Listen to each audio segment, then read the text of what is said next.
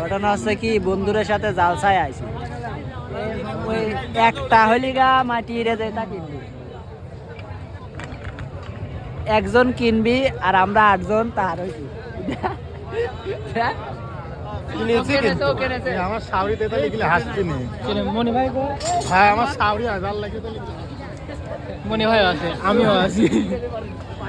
আমরা তো কিনবি আসি না আমরা খালি খাইবি আসি আরেকজন আছে কিনবো তাহলে বোঝেন আমরা কি লোক